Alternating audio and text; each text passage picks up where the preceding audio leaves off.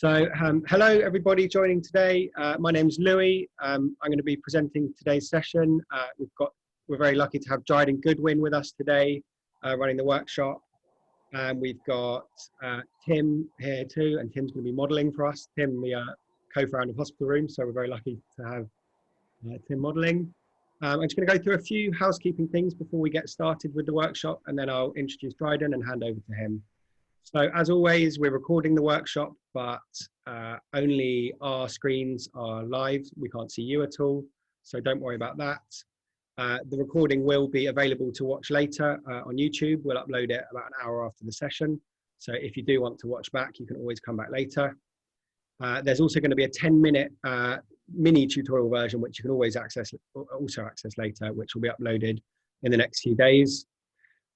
Any work you do create today, we'd love to see. So we'd love you to upload it to our Dropbox, which you'll have a link shared to you at the end of the session. And throughout the session, any questions you'd like to ask Dryden about the process or about his work or anything you'd like, or any comments you have on the work you're doing, just put it in the Q&A at the bottom of your screen. And we'll remind you about that throughout the session. But we'd love to hear from you, and Dryden would love to kind of interact with you a little bit. So just a little bit about Hospital Rooms for anyone who doesn't know about us. We're an arts and mental health charity who work to transform inpatient mental health units. So we work with loads of amazing contemporary artists who run workshops in units and then create artworks for the units to transform the spaces. One artist who we're going to be working with in an upcoming project is Dryden Goodwin, who we have with us today. He's known for his incredible, intricate pencil drawings, often in combination with photography, moving image, and installation. Dryden's work explores the contact and connections we have with the people around us. He's exhibited at the Tate, the National Portrait Gallery, Venice Biennale, amongst many other amazing institutions and places, and also works on many projects creating art in public space. So you might have seen in that kind of first image a big work on a billboard. And anyone joining us, Londoners, you might remember his amazing portraits of the TfL staff for Art on the Underground a few years ago. That's all I'm going to say for today, and I'm going to hand over to Dryden. I'm actually going to turn off my video today, but I'll still be here fielding questions along with Tim. But we'll just, hopefully you should be able to see Dryden and Dryden's paper and Tim now. So over to you, Dryden. Yeah, hello, and yeah, it's a great pleasure to be here. Welcome to people who've tuned in, and thanks to Louis for the introduction. And it's great, Tim. I really appreciate you're up for me drawing you today, and you know, it's a great. Thanks for the invitation to take part in the Digital Art School. It's been an amazing series of sessions you've done so far, so it's a real pleasure to be a part of that.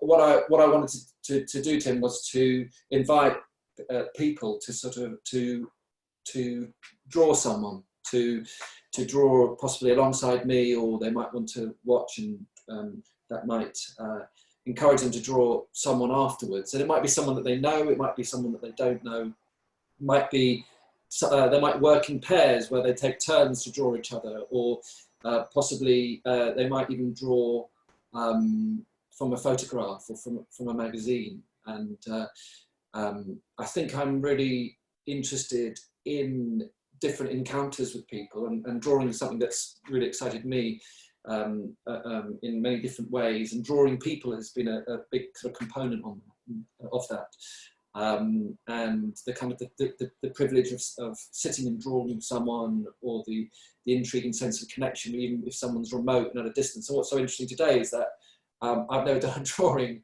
via Zoom before, or via the screen. So there's something really interesting about the spatial distance, that you're in another part of London, and but I'm looking at you, and going to have an attempt at drawing you. But as we're doing this too, we're going to be sort of talking a little bit about the process, and hopefully, I don't want to be prescriptive in any way. And I think today is very much a celebration of different ways of drawing, that everyone will have very different approaches to the drawing, but hopefully there might be things that I say, or notions or ideas and things that some of the things that I think about that I draw that could be useful.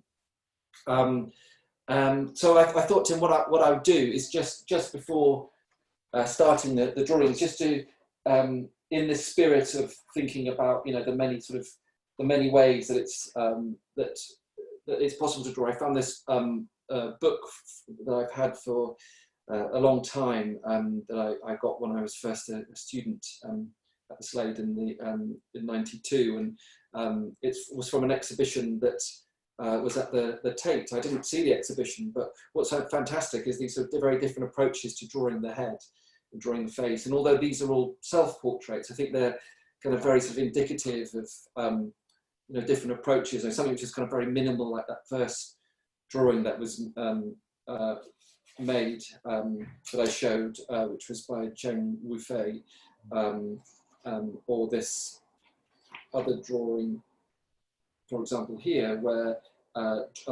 John, better put my glasses on so I can't even see properly. So by John Christoforu, where he's making these kind of marks, lots of marks, and building up the head. And while the first drawing was much more minimal, and those marks can be very minimal. And here, where Alfred Harris, he's made his self-portrait where he's kind of using tone and kind of catching light, which I think is really powerful drawing.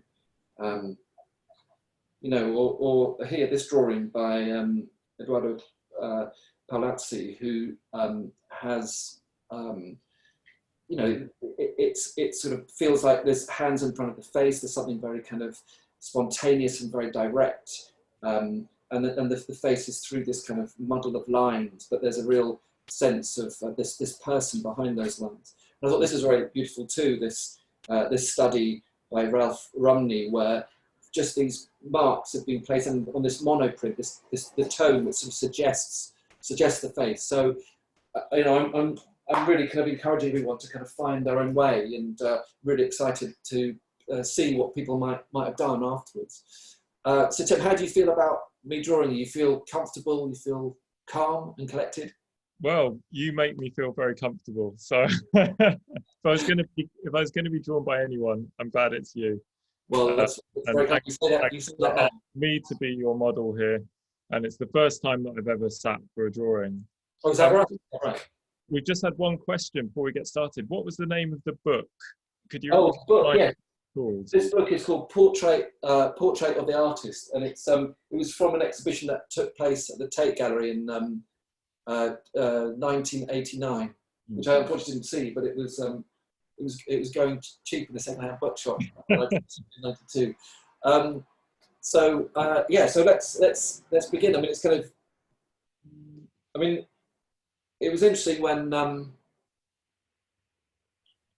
you first came online, just before we went live, but we were kind of,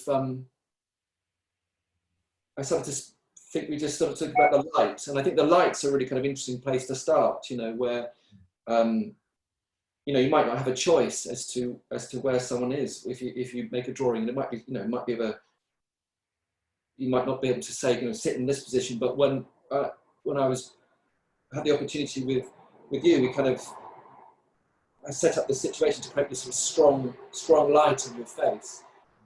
And there's something kind of about that kind of drama of light and how that kind of draws out accentuates the forms, the face. I think is a kind of really kind of exciting way, because we're kind of drawing obviously with tone, and I'm kind of drawing a number of different ways, I suppose. I'm starting off in quite a sort of linear way, just with marks on the page. But I think also I want to then start to build up the tone, the kind of areas of tone. And already on your face, there's sort of, I can see this sort of wonderful sort of area across your forehead, and where the light is kind of coming in from the side, and this sort of modelling your face. And these are the kind of things I'm going to be trying to latching onto as I'm making the drawing.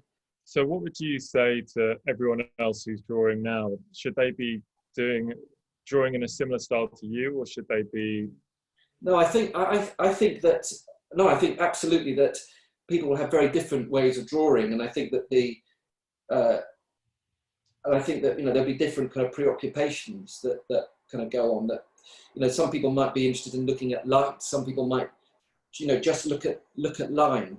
I think what could be interesting with the sort of setup that you have is that by latching on to the light, it does accentuate these kind of internal shapes of the face, which kind of could be useful to help navigate across this, across the face of the person that you're looking at.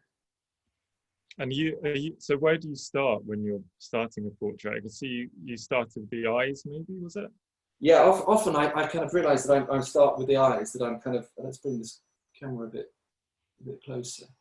Often I start with the eyes, and I realise that when I'm talking to someone, and often I'm talking with someone when I'm drawing them, and people might choose to do that, but also people might choose to sit in silence. There's kind of,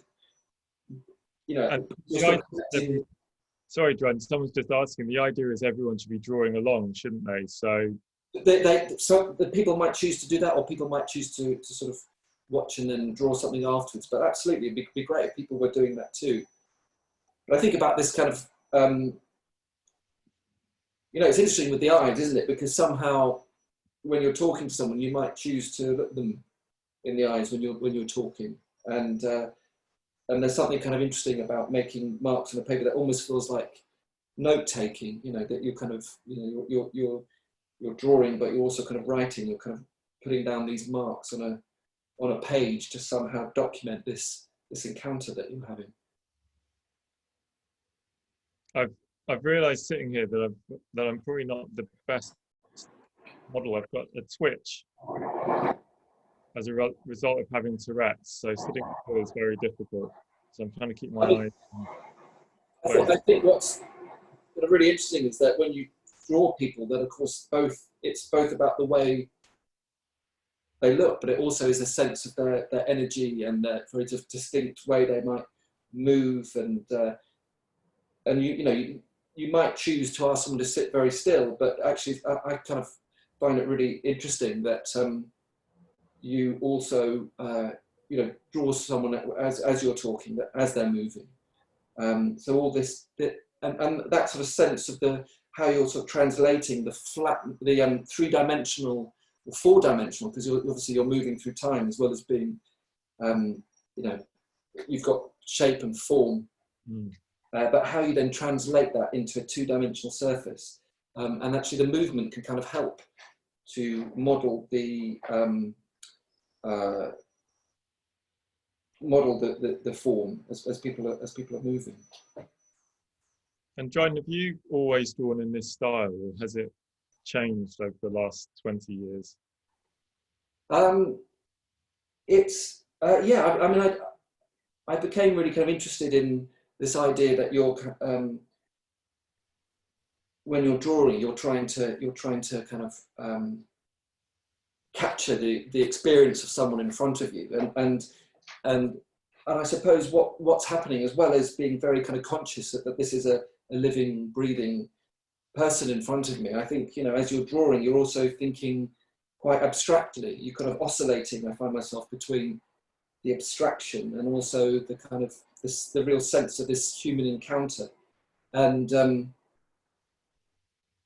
what I'm finding is that, I almost sort of feel like kind of a dysfunctional 3D scanner. I like this sort of idea where you're kind of, you're trying to locate and I suppose map a sense of the face in space. And so this kind of, making kind of little marks and of trying to work out where things are in relation to each other, maybe, where internal shapes are, say here, where your forehead and where this piece of light is falling on this side, how that kind of joins together, the kind of both the negative space and the positive space. So yeah, I suppose it's where drawing has evolved over time, and over I suppose thousands of drawings that I've made. Well, Dryden, we've had a question from Robin from the United States, who's asking, do you ever do portrait drawings over multiple sessions, or are they usually done in a single sitting? Yeah, I mean, I draw in lots of different ways, and sometimes I'm maybe making very, very quick drawings on a, you know, as I'm on a train or something, I've got a little piece of paper with me, and that might happen in a very short amount of time. Oh, I think the screen's just changed. Maybe do I need to change it to Louis spotlighting? Ah, yes. I think Sorry about that, guys. We just had a couple of attendees who'd had some trouble, and we were just trying to fix it for them. But Okay, no problem. I think that's yeah. But yeah, often the drawings that I'm making. I'm sorry. What was the question's name again? Robin. Robin. Yeah, Robin. Yeah. So sometimes Robin. Mostly, I suppose I draw. The drawing gets made in a specific short time period. Maybe, you know, it might be 20 minutes, it might be half an hour, it might be an hour. But yeah, often I don't return then to continue the drawing another day. It happens in a very finite period. And I was just thinking about, you know, there was a recommendation of sort of materials that you might be using to make your drawing, and I spoke about, you know, suggesting people might have an HB or a 2B or a 4B, and there's something really kind of, you know, all these different pencils give you very sort of different information about. Let's move that in back from the page. You know, and so it could be interesting for people then to decide what sort of hardness of pencil you might be working with, and maybe you work with just one hardness of pencil throughout the drawing, or you might change that, and actually that leads on to another really good question, which is someone who's saying, are there pros and cons to different ways of drawing, as in if you use long sweeping marks of the pencil or short bold marks like yours? Yeah, I mean, I think it's interesting because you know, this is another sort of drawing that I've made, and where I kind of am making these much kind of more linear sweeping drawings, in the sense of the kind of the form is suggested in a very different way, and I think that I mean, what's quite interesting, I suppose, you know, what could be interesting to think about as you make the drawing is what kind of marks seem to be suggested by the you know, the character and form of the face that you're drawing, and somehow when I'm drawing, somehow the marks can change and be different at different points. But I suppose tuning into to a sense of a person's face and how you might make the marks, I think, and that might not be totally conscious. It might just sort of evolve as you make the drawings. But I think that what you're doing, I suppose, ultimately is translating. You're decoding and you're translating what you're seeing, and so I suppose the drawings that I find really exciting is where the mark making and the, you know, every aspect of the drawing seems to sort of tap into it and seems to try to capture a sense of that person's character as well as their physical form. And of course, that's something which you can't contrive, or, you know, maybe you can't be conscious of doing, but by tuning into what you're seeing, that may evolve over time. And there's something really kind of exciting about that, capturing a sense of someone both in all the aspects of the drawing. Actually, we've had a really good question from Jonathan, talking about the fact that lots of people have hang-ups about drawing faces in particular.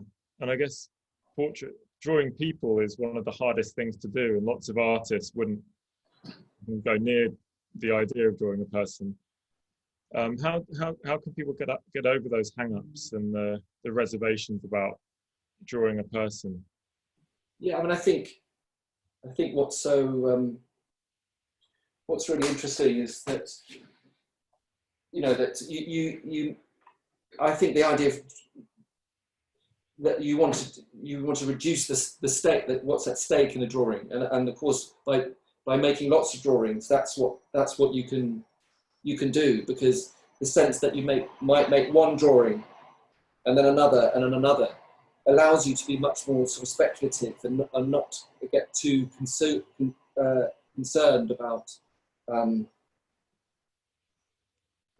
you know, what the drawing looks like, and by sort of building and returning maybe again and again to a subject. And I think that's something that I do. Although I with one drawing I might do that in a particular sitting, I might then draw one person many times in lots of different drawings. And what's great about that is that you start to build up a sense of that person's face, a real sort of intimacy and familiarity with that face. And I suppose that's what's happening now, where I'm kind of starting to recognize certain parts of your face. But I think that's a way of maybe taking out some of the tension of the drawing. It was interesting what Nika said, who's someone who was drawn by Dryden last week, and she said it's very rare someone stares or looks so intensely at you for such a long period of time. And I wonder how you deal with that as the artist. Yeah, I think that's really interesting. You know, there is an intensity to sitting and being drawn. You know, there's something I've experienced as I've been drawing, and that can feel almost too intimate or too kind of direct. And I think also that's what makes it so intriguing, so interesting. That the drawing itself changes the physical sense of space between people. It develops new stratas in different types of knowledge, different types of understanding or insight into people. And I think that's what makes it so valuable. You know, you might be drawing someone who has a very different life experience to yourself, and you know, you're kind of navigating that.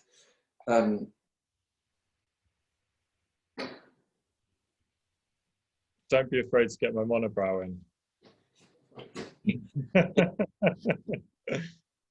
It's funny because I'm building up this drawing, and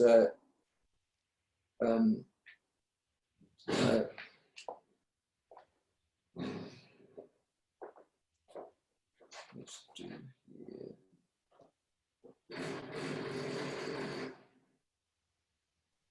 There's a factory just near my studio, so you might hear some units being made. How are we doing in terms of time? How am I doing? We're doing great. We're only about just over 20 minutes in, so about halfway through. Okay, I'm going to go in now because I feel I need to address some of this. So I'll just. And then, I mean, I guess some artists just keep ploughing on, but you seem to be using a eraser to subtract areas of the drawing as well. Yeah, I mean, I think there's kind of something really helpful about that. You're both capturing, you have the positive mark of the pencil, but then you can also create another positive mark, but bring back the light through the pencil. You know, so sorry, through the eraser. So there's those working hand in hand can be kind of quite useful. Sometimes you might make a drawing and not use the eraser at all, but you know, to re-establish the kind of areas which are kind of really bright. And what I'm going to do is just start knocking some of this tonal areas in. Kind of interesting how some of the, just trying to find some of the, re-establish some of the shapes. Let's draw them out a bit more.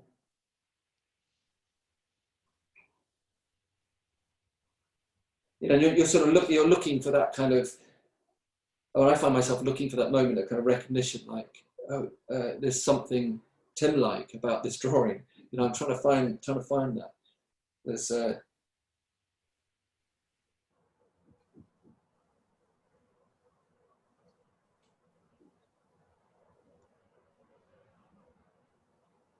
And does it feel different drawing in front of an audience?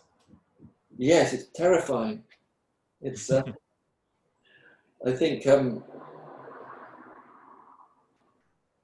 it's kind of, I suppose it becomes slightly performative, and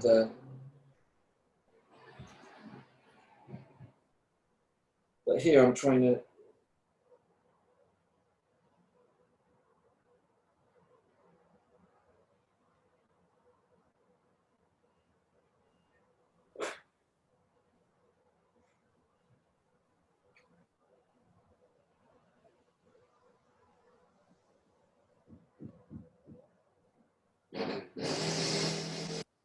And have you ever been drawn yourself, Dryden? I have been drawn, yeah. I mean, most recently I've been drawn by my eldest son, who's a fantastic draftsman, and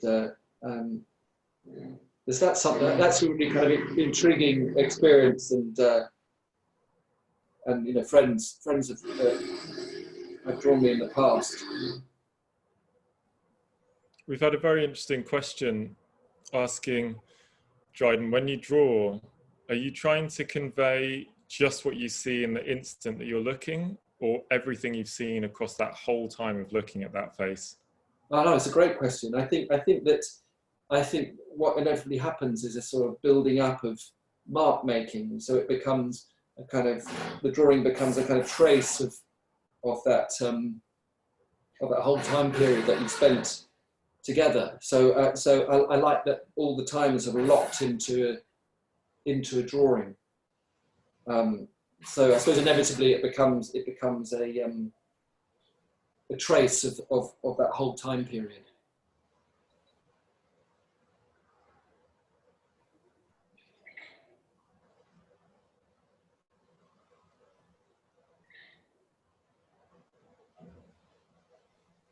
And I mean, you're a teacher, you're a professor at Slade yourself.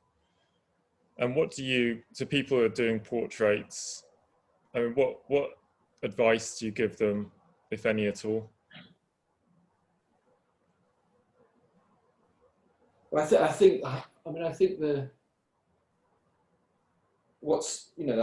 the thing that fuels wanting to make a drawing or a painting or an image of someone is this. Well, I suppose there's a sense of excitement, isn't there? Of how you might engage with someone else, and how you might, because this is a very kind of unique experience, isn't it? To draw someone, and yeah, and I think so much of teaching is about responding to what the artists who are students at the college are doing. And so often, the kind of you're being very responsive to what's being made, and so you're kind of encouraging, and you're kind of you're questioning and finding out about what those processes which are going on and how you might then feed into that. So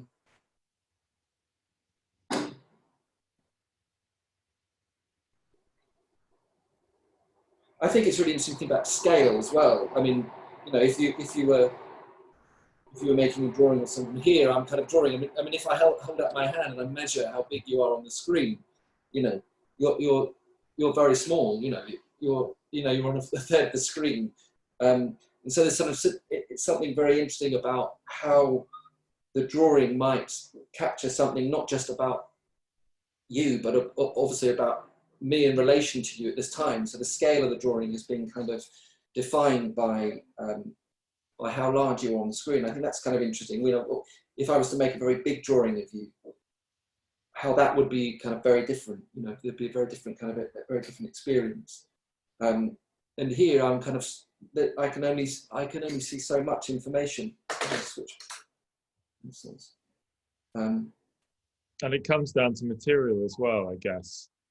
And I mean, I take it when you're using watercolor, you're mark making in a totally different way. Yeah, very much so. Very much so. Yeah, I mean, I suppose I think we're still sort of looking for sort of shapes and internal shapes in the space, and also this fall of light. You know, where's the lightest point? Where's the darkest point? But you know, what's kind of so interesting is that when you make a drawing of someone, you're thinking about possibly thinking about so many different things at the same time. But you can also refine down what you're thinking about, the kind of questions that you're, almost like a kind of checklist of things.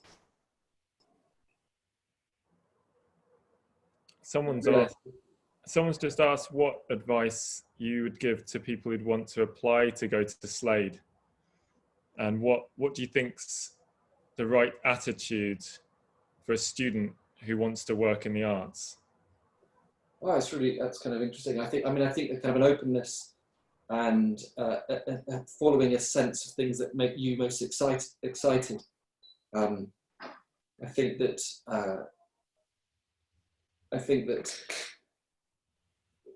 that driving what you make and what you're investigating, I think is something that's very kind of communicates very, very powerfully when you see that within a portfolio, and a sense of curiosity and experimentation, and also the kind of the willingness to take risks with the work. You know, that sometimes things might not work out, but actually the power of exploring an idea becomes and the process of investigation becomes more important possibly than the end result.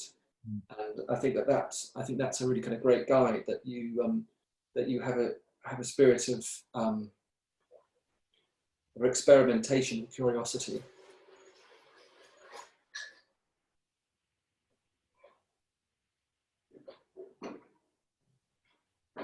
So it's not necessarily about being able to draw something representational, it's about having a unique something to say, or yeah, or you might not, or you might just be interested in certain ideas. You might be certain ideas and certain things that are exciting you, and you might not know what you want to say, but somehow you're interested in investigating and seeing what happens when you pursue certain ideas. And I think that and it might be through that then you discover what you're actually saying, or what you're interested in. Because I think that making work is so much about orientating oneself in relation to the world and the things that are kind of hard to understand, and you're making work to try to discover things and to try to gain aspects and insight. And I think that's what's interesting about drawing other people, drawing others who might be have very different life experiences to you, is that you have an opportunity then to reflect and connect with different people. Angela's just asked, who do you relate to most, or who are you drawn to artistically? Well, that's a good question. It's interesting, kind of thinking about this. I had some thinking about light. I was just thinking of I think that it changes at different times. I think people at different moments seem to resonate with ideas that you may have. This is a beautiful study by Rembrandt, and there's something kind of really wonderful, I suppose, about this idea that something that was made in 1633. Is his wife Saskia sitting in a space, something very kind of feels very domestic and very uncontrived, and where it models light. There's something kind of really powerful about that seems to be, both of that moment, but also seems to sort of transcend that moment, seems to sort of hold over time. So, yeah, and I suppose work that seems to do that whenever it's been made, and or something very kind of wonderful study by Claudette Johnson here, of this beautiful study of a friend and a fellow artist of hers, and here this sort of sense of the head related to the body, but the head is in monochrome, and the gaze that's looking away, and you know, it's not a direct looking directly at us and at Johnson as she was making the study, but it sort of creates a kind of mystique and a quietness. And there's something about you know, drawing that can kind of pull you in and invite you to enter the space of someone else. You know, those are kind of things that are intriguing continuously. But interesting that things that influence you are very different in style to your own work often. Absolutely, absolutely, in different sense. You know, and you kind of, you know, I work a lot with, you know, the lens of cameras, whether it's photography or, you know, film, video, and you know, so you look. You know, I'm kind of excited by filmmakers and people working with, you know, cameras, and often people combining different mediums. But you're right. There's such a kind of range, isn't there, of things that kind of draw you in. One said your exhibition in China looked really exciting. Can you talk a bit about that? Yeah, it was entitled Unearth, and I was invited by Karen Smith, who's the director of Okat Shan, which is the ancient capital of China, and I created a piece of work which documented the archaeologists and people that preserve and protect the collection, so that the terracotta warriors are there, but there's also, you know, these 6,000 years of and more, but these kind of these different dynasties over the 6,000 years history that have been excavated from that sort of the Han Dynasty tombs and the Tang Dynasty murals, the paintings, and they're all around. You know, so many of the artifacts feature the human face, and so I was really interested in being in conversation with members of that community on site and at digs, at live sites, and at sites that have been turned into museums, but talking about their relationship to history, but also talking to them within the contemporary moment. So there's this sense of moving forward and backwards in time through the conversation. And I like that the unearthing of things from the earth is often the way that artifacts are found, but also this sort of sense that when you draw someone, that somehow you're taking them outside the flow of time. You know, you're kind of their image is sort of unearthed as something which is held and preserved through time, and that's what's so kind of profound about seeing these likenesses of human beings that have been, you know, rendered whether in clay or pigment, you know, thousands of years ago. So the project with these drawings that were made then became their own kind of sort of historical artifact of the contemporary moment. And someone's said that your method would work very well in printmaking, as in dry printmaking. Is this something you've done, and if you work from life directly on a plate before? Yeah, absolutely. I mean, I think I've worked a lot with dry point etching, and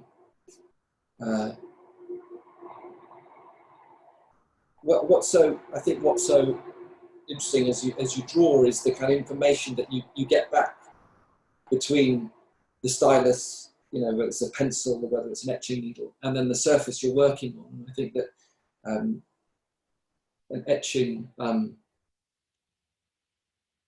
plate, you know, gives you a whole other set of information, and you know, you feel like you're kind of pressing into the surface, and it almost feels sculptural, you know. And I think that there's something about the sense of trying to kind of push through the flatness of a surface to draw out form that dry point etching lends itself to, you know, and also other you know, hard ground etching as well, but in a different way. So Dryden, we've got about 5 minutes left, but you don't need to rush or stop them. We could always go on a bit longer. But for those who are joining, please do carry on if you'd like to. But if you have any last questions, please do pop them in the Q&A box, and I'll ask Dryden now. Yeah, I mean, the only thing I also talk about is pace, and you know, you might make a drawing very slowly, or you might make it very quickly, and I think that's a kind of really interesting thing, that you might set out with a period of time within which you want to make a drawing, and that, you know, guides the decisions about the kind of marks you're making. I think that can be a really interesting thing to think about. Just realise that your mouth is a bit low here, so.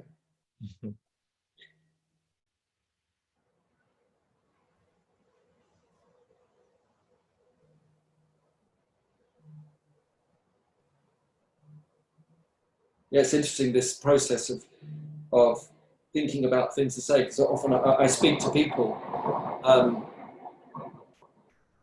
you know, like for example in the project in China, where I'm speaking through a translator, so I'm translating what I'm seeing with my eyes, and then translating it into a two-dimensional form on a flat page. But you know, here, you know, it's interesting to kind of thinking about questions myself at the same time as drawing is a whole new experience. Responding to that. So, and I guess people who are watching could always draw someone while they're being drawn as well. Yeah, absolutely, absolutely. I think it's interesting tonally how we're looking at the screen and how it accentuates certain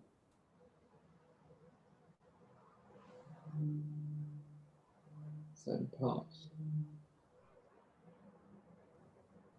You know, the tone is interesting, how you see it on the screen, how it comes across, and then when you're seeing it with your eye, the kind of resolution of the marks.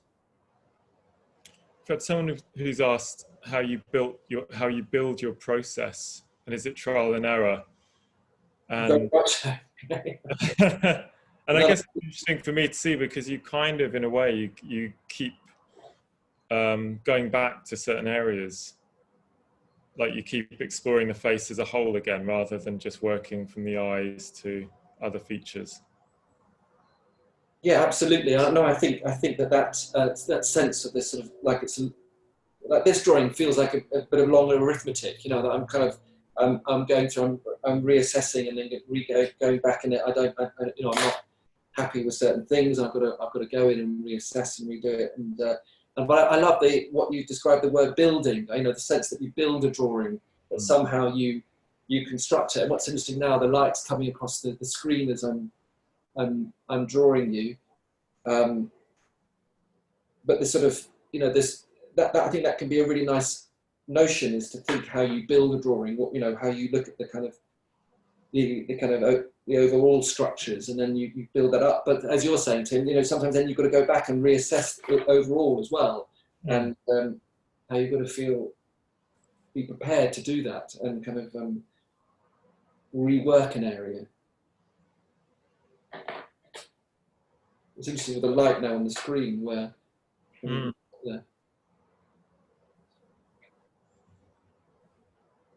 And we've had a few more questions all coming in, and one's a really interesting comment, that drawing reciprocally can be a very powerful exchange if it's done respectfully.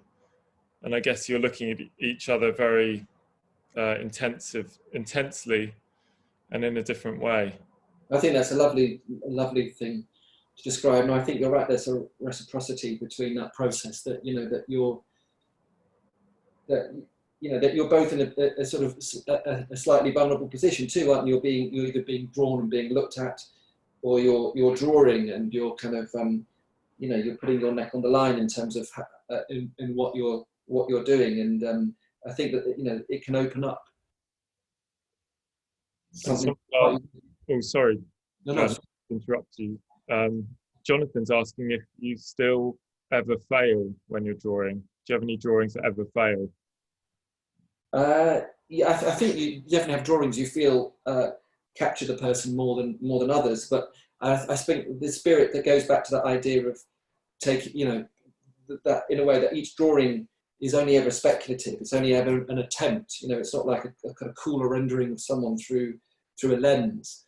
And somehow, even, you know, I think that's why I often make lots of drawings of a particular subject. And certain projects I've done is that, you know, accumulatively they kind of they describe a sense of someone, and that individually they might not. You might scrutinise one drawing and feel it doesn't really deliver the goods, but overall there's a sense of the overall attempt, and I like that. I like that sense a lot. There's a real freedom in that, and allow you to kind of test things out and try things differently. Yeah, it's amazing how the tone on the screen has gone very, very dark with the light on it. But it's interesting as I'm drawing, because sometimes it's really helpful to sort of narrow the eyes when you're drawing, so that it simplifies the tone. And so there is something about drawing in this way which can be quite, drawing by zoom, which is kind of interesting, how it kind of reduces the tone. And actually just asked part of a question that's just come in from Angelo, which was about any tricks on how to pick out the tone in a face and to get the sense of depth. So I guess that's one of the tricks, is it, to kind of... Well, yeah, you narrow if you try that, people try narrowing the tone. If you look at someone, it's amazing how it simplifies the forms. You know, you realise that there's less intricacy. You see the bigger relationships. You see this big area of light here, and you know, that can be really useful. And that you might start off, you know, looking for the lightest area and the darkest area. You might actually cover the whole page with tone, and then, you know, find the lightest area and build up the darkest area, and then use those as a kind of interrelationship. And it's all about interrelationships, how one part relates to the next. And that's what I'm doing all the time. I'm interrelating what I'm seeing to the whole. And I think you can do that tonally with this sort of sense of a tonal key, where you see the lightest and the darkest points, and then work in between those.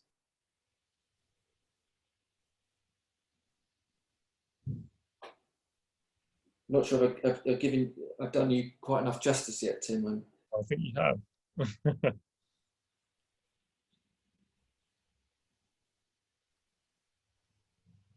But it must be very difficult drawing on Zoom as well. It's a completely new challenge. Yeah, I know it is. I mean, it's interesting, and it's also sort of indicative of the times we're living in, isn't it? That it's a whole new sense of intimacy that, you know, of course you know, Zoom's been around for a while, Skype's been around for a while, but now when we're, especially in lockdown, there's something kind of very powerful about, you know, that you can draw someone and be in conversation with them, but, you know, be at distance as well. Well, one of the things I've really enjoyed about the art school is seeing inside all these artist studios and homes. Yeah, absolutely. No, it's your studio from that angle doesn't really do it justice in a way. Yeah, it's a big space. I have a little sense. It's very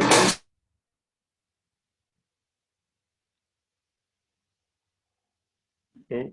Oh, we've lost your video there, Dryden. Do that. You can go that thing. We can still see your drawing, Dryden, but not the laptop anymore.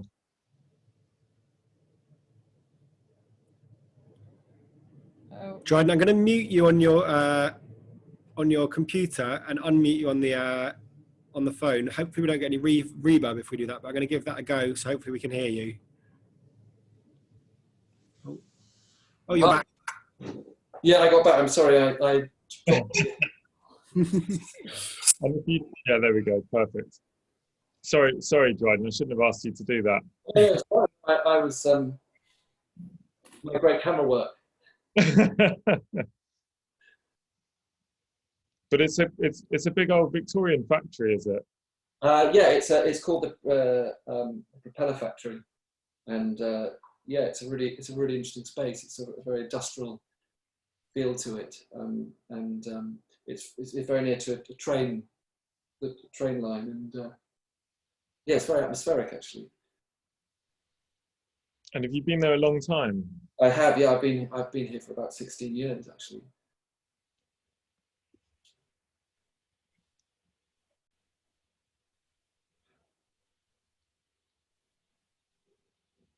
But I guess you're not always making work in the studio as well. You must be out and about. Yeah, I'm out and about a lot and in different contexts, but it's kind of,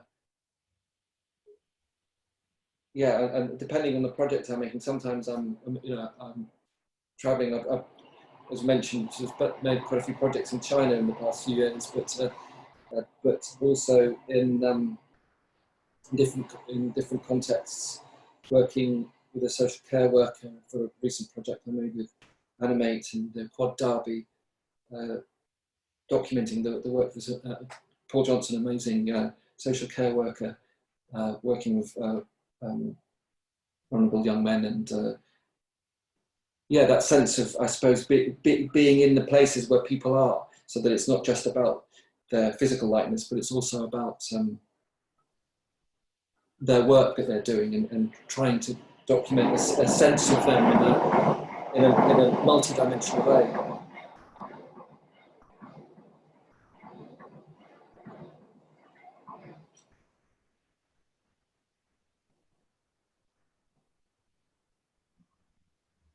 Angie just said, have to draw Tim this week. But Yeah, exactly. Yeah. Poor Dryden. No, and yeah. And Joshua says it sounds like a wonderful project, Dryden. Thank you. Yeah, I've just become very conscious of the faces I think I pull when I draw.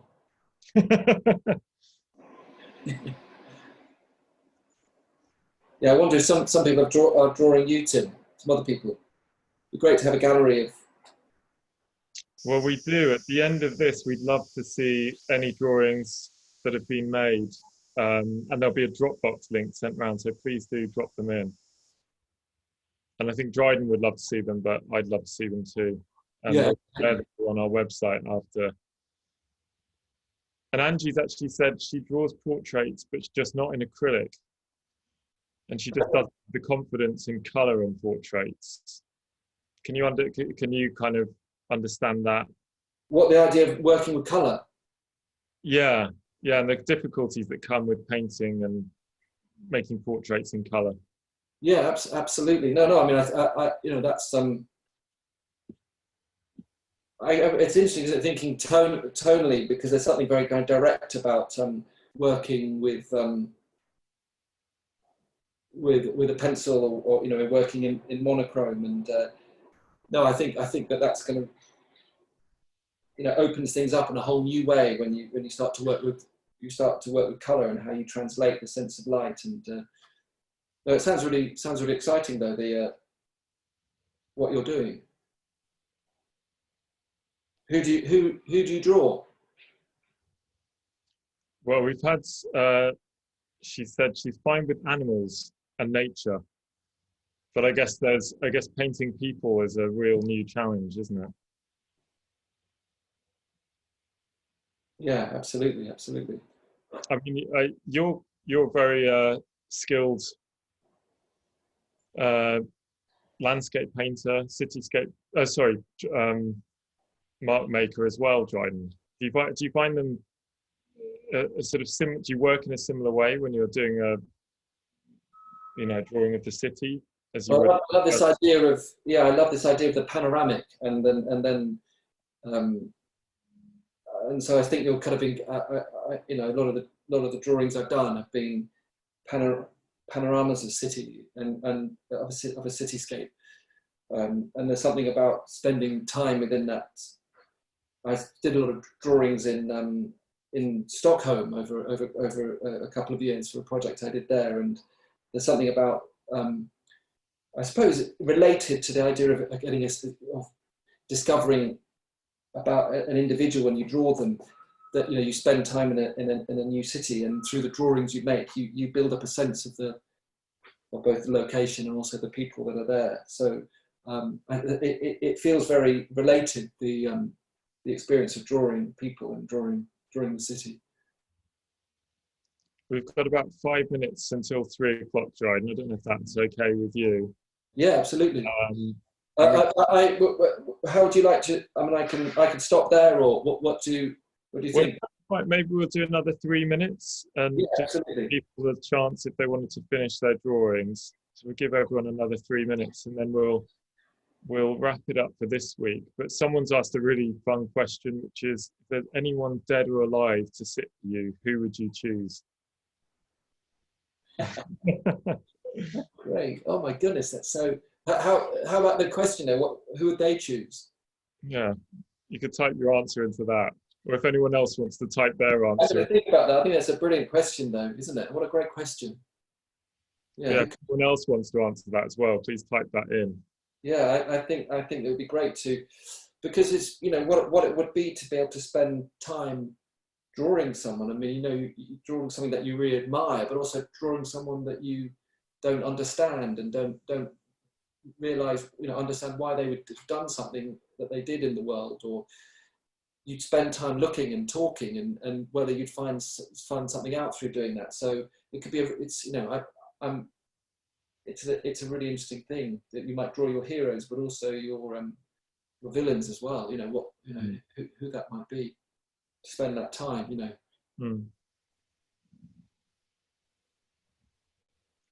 Sorry, I think the lights all just come in at the wrong angle now.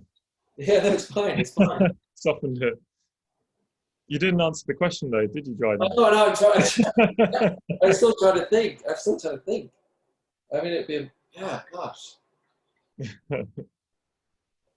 Dryden, if you could just jiggle your phone and it will switch the drawing round to the right orientation. Oh yes. Just give it a little jiggle. It's probably, and put it down again. It should come back.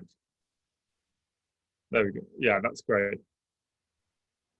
Perfect.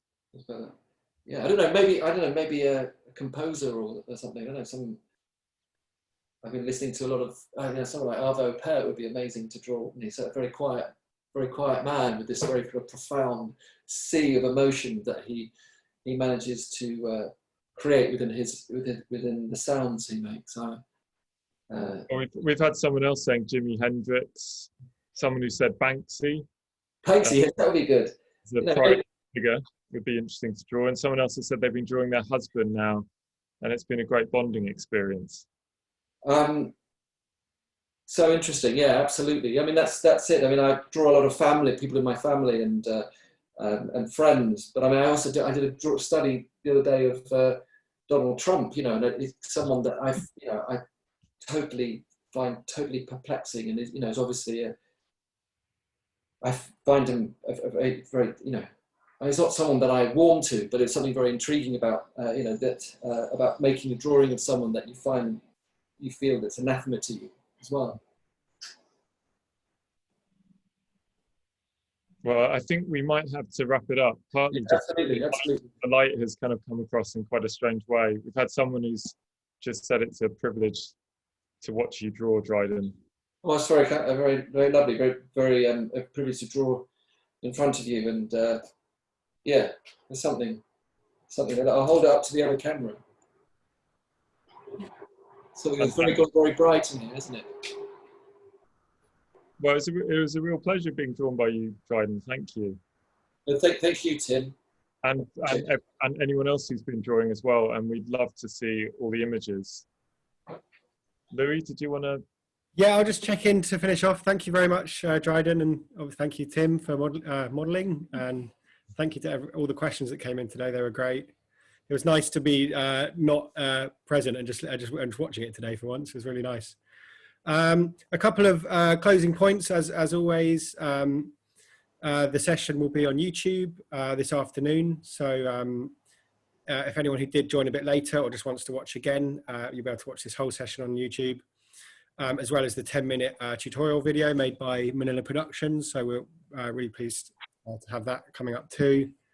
And obviously, as Tim mentioned throughout the workshop, we will be sending on the Dropbox link for you to upload your drawings so we can all have a look at them and put them in our gallery. So we'd love to see those. There will be a survey sent out as well. So that's mostly for the units that have been joining us, and we'd love it if you could just fill out that survey. It's really short, just to give us an idea of how you're using the workshops, so we can continue to improve them. Next week we've got Mina Aiti, a film director and filmmaker. So she's going to be running a really exciting workshop. So we hope you can join us then. But that's everything from me. If either of you two have anything to add. Well, we've had Kong Liang from Singapore said it was awesome, Dryden. Oh, that's very kind. Great, it's been a pleasure to do it. Thanks very much for inviting me. Thanks so much, Dryden, and we hope we see you all again next week for Mina's workshop. Bye guys, thanks Dryden. Bye. Bye then. Thank you.